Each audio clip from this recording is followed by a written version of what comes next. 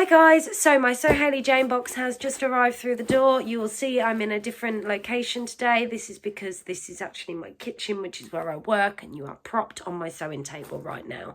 And I'm trying to strategically place myself so you can't see too much of the mess going on behind me. But I wanted to quickly show you what was inside the box. So then the next thing that you'll see, remember this is a progress through the vlog as to what I get up to with my fabrics that I get in my box. So let's go through what the gifts were first before I start going through the other bits and bobs. So we have some pearlized pony head pins. These are gorgeous colours. They'll become very handy. We have a mint chocolate, which is very seasonally appropriate. Not that I like it, so I might split that between the two girls. We have some little stickers, which would be lovely actually to put on some homemade gifts. We have a little postcard. We have this Atelier Scamet pattern. I won't use this. This really isn't very me at all. So that will go in my stash, probably to rehome at a later date. This is the red colour for the fabric. Just leave that there for a second. And then along with all of Hayley's boxes, you get one of these, which is a magazine that talks you through various bits and bobs. It gives you a fat quarter project. It talks you through the fabrics that have been chosen, why they've been chosen. I love Tamlin's fat quarter project. And then it also gives you people and the Makers Gallery essentially. And I am appearing in this month's Makers Gallery. So that was from my Yanta overalls that I made out of last month's fabric. But I do love reading through this. I love reading through the profile and the maker of the month. I always pop over and go and give them a follow on Instagram. So it's a really enjoyable read, and it's one of the things that I really love about this box. Now, this month I'm going to have to say, again, it's another real challenge for me. So even with the fat quarters, I feel that these are more children type fat quarters. So because I subscribe to the luxury, I do get 5 lots of fat quarters, but they're definitely very wintry, very Christmassy. But we will see what we can get made up with them. I think it's probably the type of pinks that they are as to what's putting me off, because I'm not a big pink, baby pink fan, and there's baby pink in every single one of those fat quarters. And then this is the fabric. Now this is a Riccardi lawn, and it's Lady McElroy, and it's the Lorelei Lady McElroy fabric, if I remember rightly. There's 3.5 meters of this, and it is an exclusive to So Hayley Jane. Now this isn't my colouring, it's a bit too light for me, so I'm really not sure what I'm going to make with this, but that's part of the fun of this challenge. What I am going to do is pop it in my washing machine behind me in a moment so it can go on a wash, and then we can start thinking about what we're going to get made up. So the next time you'll see me, we'll actually be through the process of making this up. So see you soon.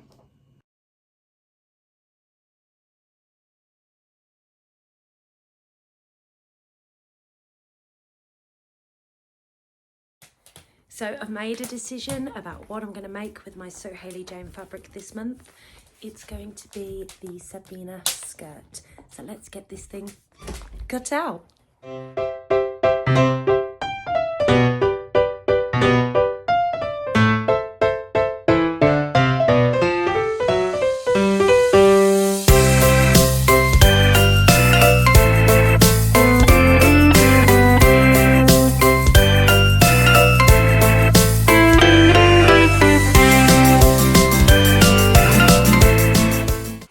My Sabina skirt all cut out and ready to go.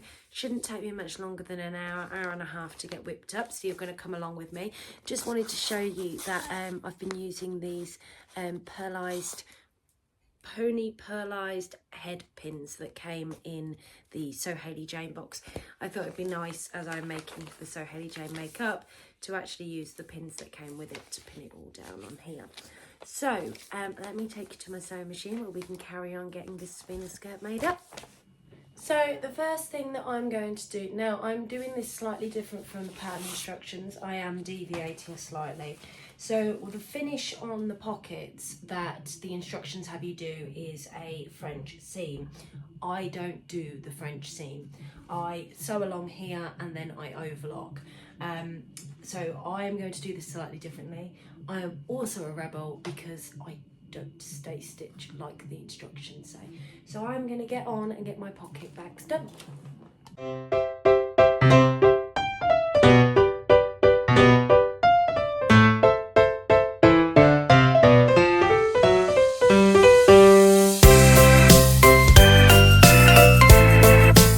So there you go, I have understitched the pocket bag so it will look, I don't know if you can see that stitching.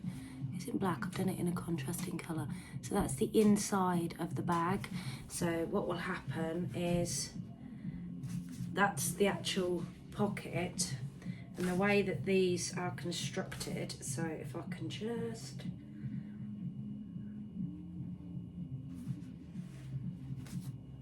so they're constructed, trying to show you this without actually having it sewn down in place yet.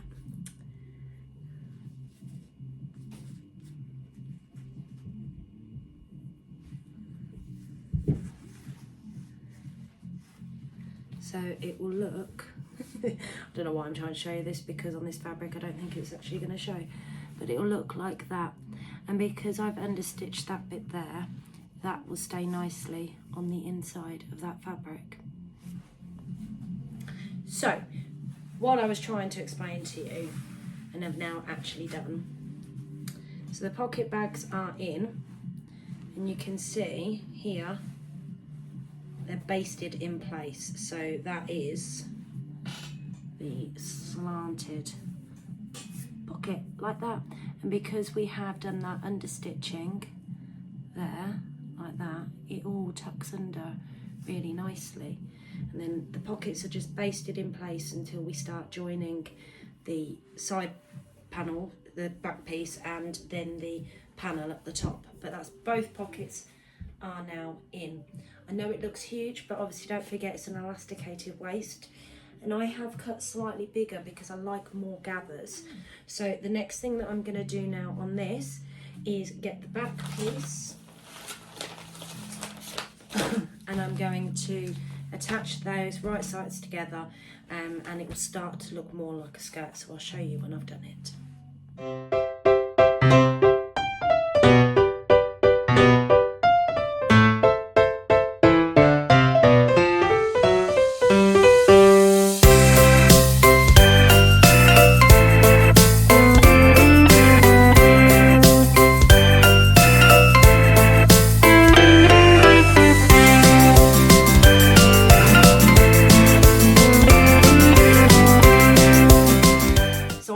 Stopping the time lapse halfway through there because the kids kept coming in and out, but then my youngest dad turned up to pick her up. She's going off back to Yorkshire with him for a week to go and celebrate winter solstice, because he celebrates winter solstice, doesn't celebrate Christmas, and then she'll come back to me on Friday just in time for Christmas Eve to come and celebrate Christmas with me.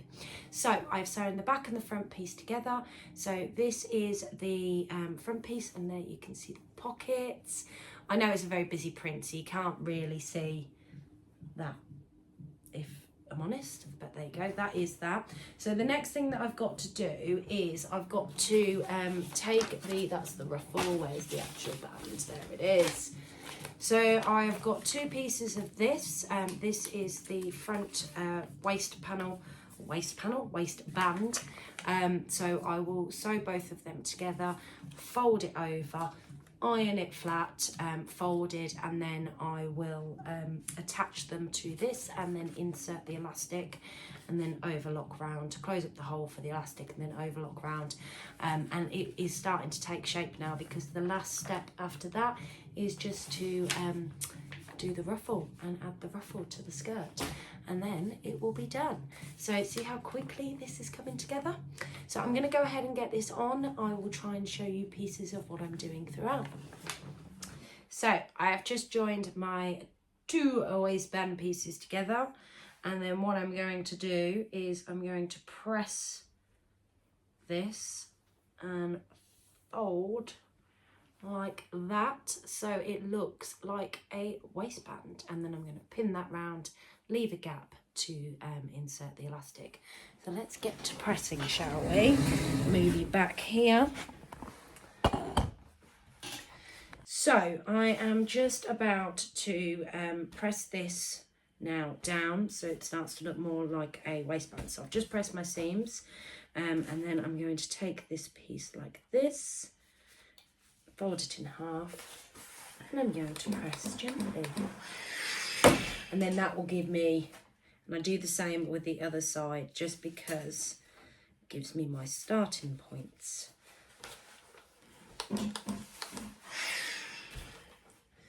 So, press this down. The thing about working with viscose, it's just so slippery, it doesn't like to always do as it's told. And it does press lovely when it actually presses, but it likes to move about. So sometimes it's not always as perfect as you'd like it to be. But this skirt is starting to take shape now, and I can see it's actually starting to look like a waistband. So because I pressed that other seam, it's automatically recognised that's where I wanted it pressed, which is quite nice. It means I'm not fiddling about so much because it's kind of got its shape there as it is.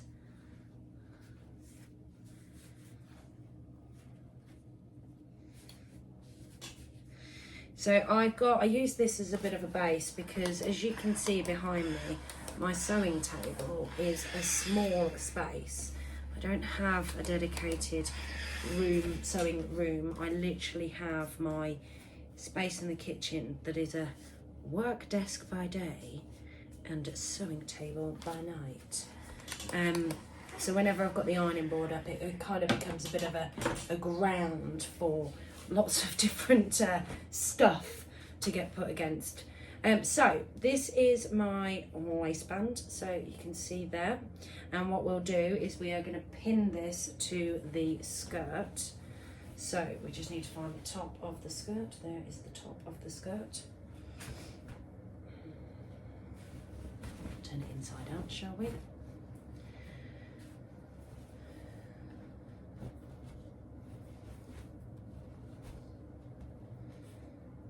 So I prefer to do it this way, where I pop it on the inside and then I will match my two side seams. I need my pins. So I will match my side seams first. This is where I know if I've gone horrifically wrong with the cutting process.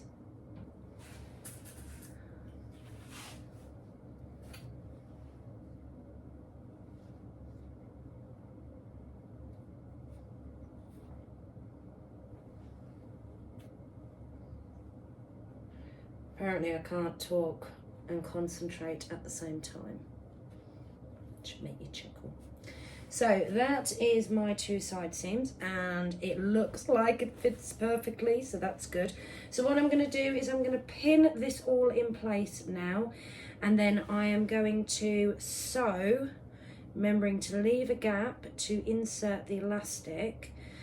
What I will say is the nice thing is once this waistband goes on, because the pocket bags go into the waistband, which is lovely and I really like that finish, but until they actually go, it gets sewn on, the pocket bands I feel sag a little bit, so it's just a nice way of, once this bit goes on, they feel more stable, if that makes sense. So I'm going to go ahead and do this. You don't need to watch me pin this all, and then I'm going to go back to the sewing table and I'm going to sew it all up. So that's on. You can see it's really starting to come together now. So I've left a gap. I am going to feed through the elastic, which is the bit I hate the most, if I'm perfectly honest. Feed through the elastic, close up that gap, and then I'll overlock this edge. Okay, so I've got my waistband on and I've got the elastic in. Let me show you. Obviously this is on over my dungarees, so this is not going to be the most flattering. But you can see it's starting to come together now. So yeah, waistband on. There. So now what we've got to do is we've got to get this ruffle on the bottom. So I don't know if I'll pan you down a bit more so you can actually see the length of this skirt. So by the time I've actually got my ruffle on, it will come to about there. So it'll be a nice long skirt. Obviously it looks a bit funny with my dungarees on and a bit bulkier than it would look normally. But yeah, so we're nearly there, guys, nearly there. Let's get this last bit done.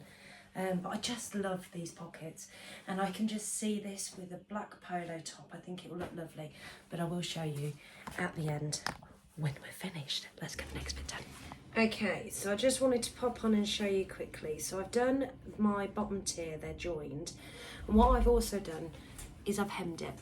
So I've overlocked and I've hemmed, and the reason that I've done that is just because it's a nice neat finish when I get all of the gathering done, essentially. So when I attach that, it's not another step that I need to do, and I always find the hem comes out a lot nicer as a result, and neater and straight.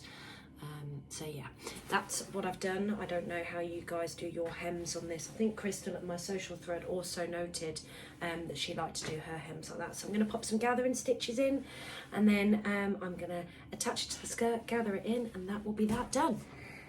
Okay, because the light has dropped so much, I've had to come up into my hall to try and get this so you can see it in full. Obviously, I wouldn't be wearing it with the headscarf, but it is a Sunday afternoon and I'm not going to go and do my hair and makeup just to show you this. So I'm going to step back so you can see it, but I will get my daughter to take a photo of me in it, and I will drop a picture in as well so you can have a look. But this is the finished piece.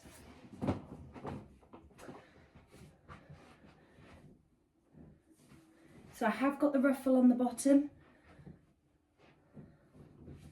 and then we've got the pockets here, and I do think this looks lovely. That's the elasticated waist there, and yeah, just wondering if I can get that ruffle in shot. I can't really without standing on my tiptoes. So there you have it. That is my Sir Hayley Jane make. I haven't had a chance to do any of my fat quarters, so hopefully in the next vlog I'll manage to get something done out of my fat quarters. If you've liked this video, please don't forget to give it a thumbs up, and if you like my channel and want to see more content, please give it a subscribe. I bring out content every single week, and then I have lots of little ones popped in along these lines.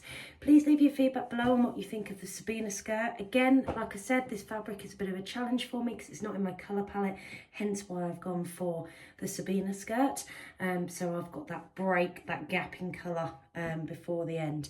So have a fantastic week, and I'll catch you guys soon. Bye.